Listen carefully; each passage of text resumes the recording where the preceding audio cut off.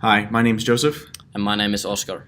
and today we are going to present our topic on owning professional sports teams around the world. Our question to answer is why entrepreneurs and companies are sought to own or at least take a controlling interest in sports clubs or teams, and we will address both economic and non-economic motivation for this issue. We will also examine what examples there are from around the world of entrepreneurs and business tycoons buying up teams for other power-generating reasons.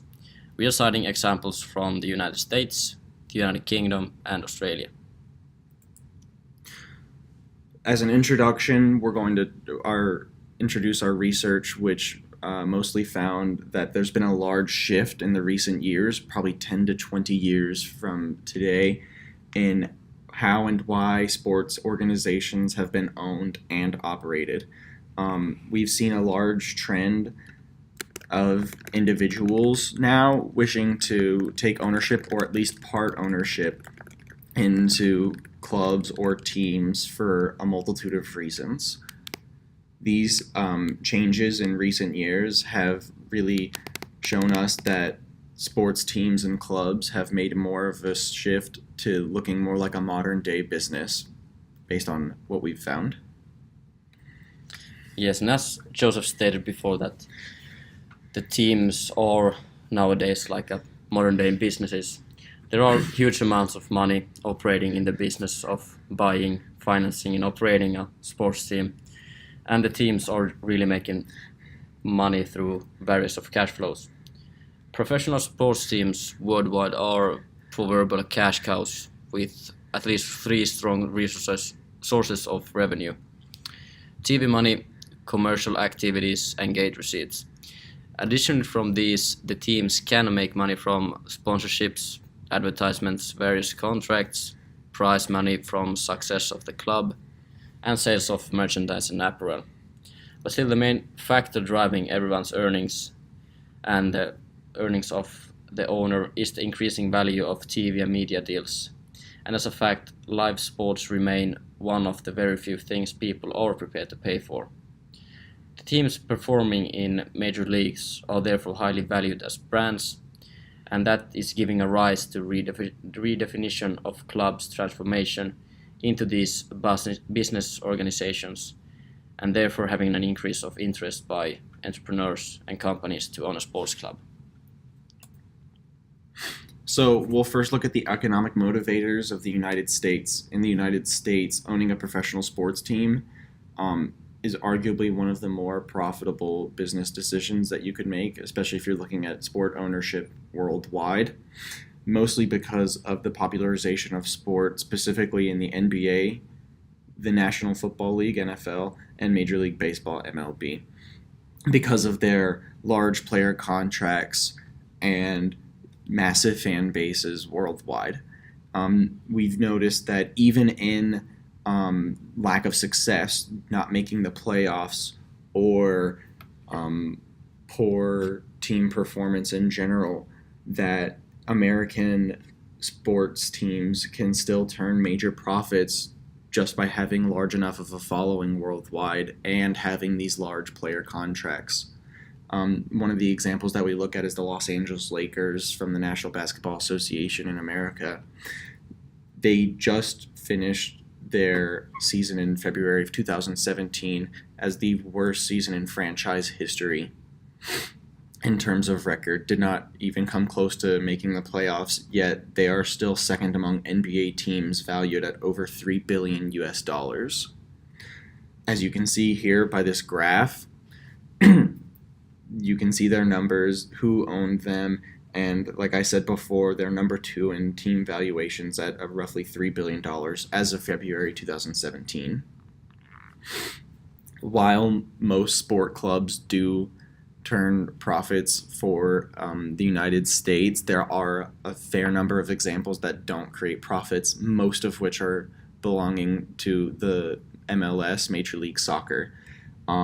Just because of a lack of following in America, and the sport is not nearly as popular as basketball, football, or baseball. MLB Deputy Commissioner Mark Abbott said on a combined basis, MLS and its clubs continue to lose in excess of 100 million per year.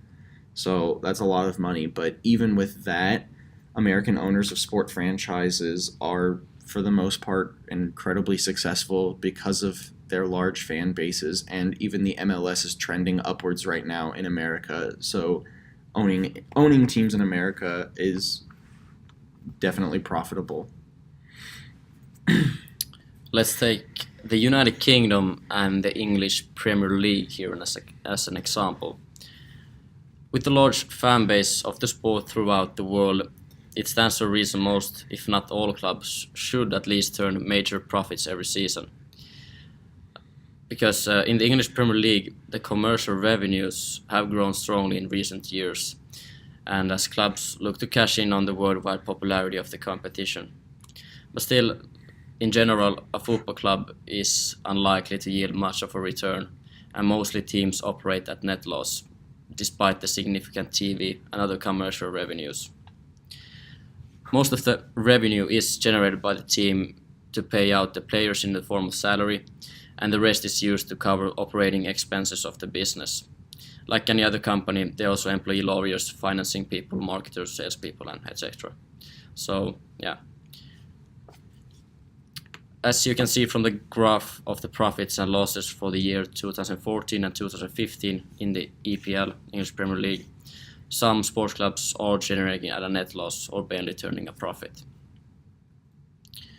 The accounts do not make for good reading, but on the face of it, there is still a little reason why football clubs cannot be profitable and turn profit on occasion for the owners. The economic aspect of the issue of owning a sporting team is to look at it from a capital growth point of view. A supporting reason for this is the scarcity of the sporting teams and the desirability given intrinsic value for the interested purchasers. The economic value in owning a team is that it appreciates over time, much like a rare asset or owning art or rare coins. Unlike most forms of property in sports franchises, they do not exist in a free market.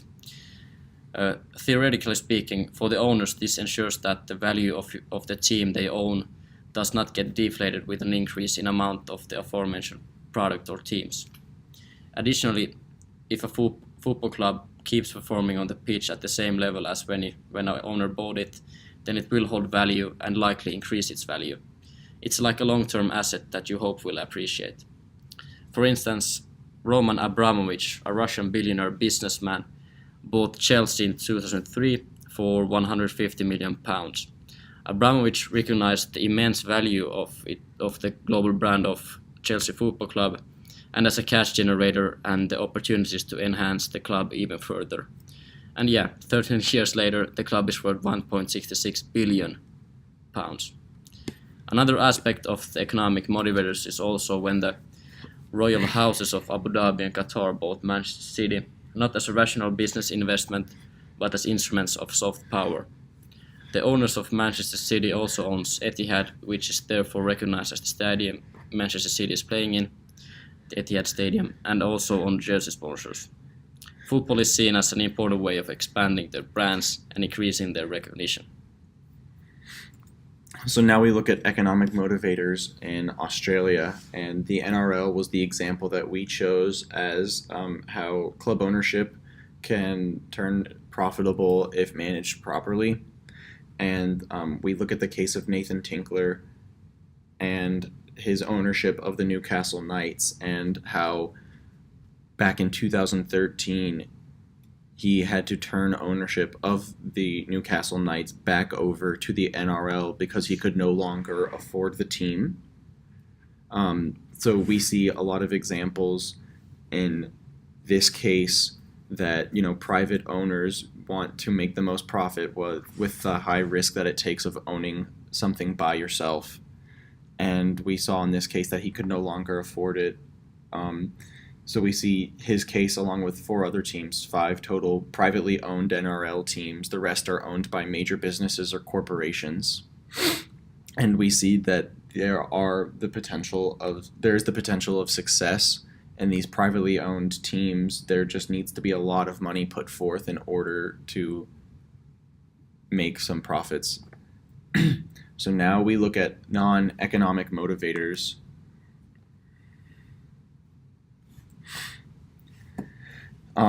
As you can see here, there are a few quotes from each of the leagues in the United States, Great Britain, and Australia. You can see here that they're talking about the culture that they're trying to create, the fans that they're trying to support, and the prestige and the winnings that they're trying to receive. So it's not just about the money for them. They are trying to create something different. So one of the big questions that we've found every owner would most likely ask themselves before a major purchase would be, what do I gain from this? What can I possibly get that I don't already have? The rich, instead of the rich just getting richer. So aside from the possible profit margins that are driving such a large motivator, we look at the other benefits to buy a club or a team. And one of them is the control over the media, the social implications and the social status that you may receive from it, and the power over running an organization.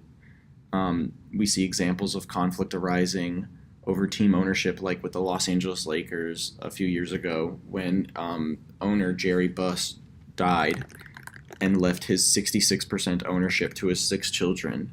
And so we saw a big conflict arise between Jeannie Buss, his daughter, and his son, Jim Buss, after there was a big conflict of Jeannie firing Jim.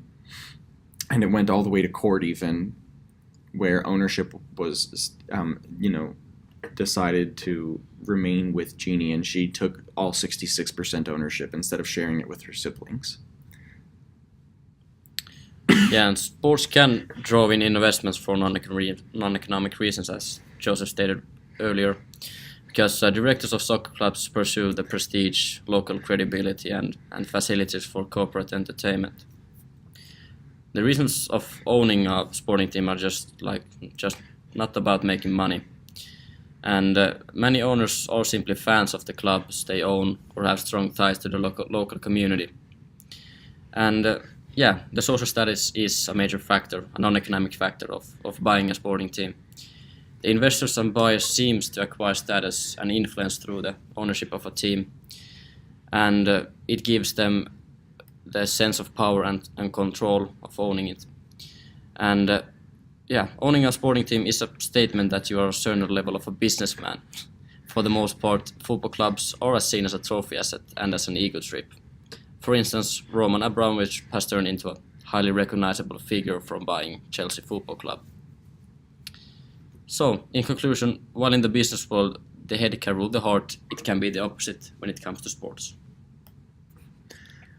While economic motivators can often trump non-economic motivators, it is important to consider all facets of the job before looking into a professional sports team or club. As the years go on, we believe that we will see more individuals as owners of sport organizations and less major businesses as owners. This means more general public has ownership of their favorite clubs and teams. Our recommendation is that if there is ever a need or desire in the future to purchase a professional organization, we recommend that you give it all the time that it requires, and that you have a lot of disposable income to spend in those first couple of years as it develops. Thank you. Thank you.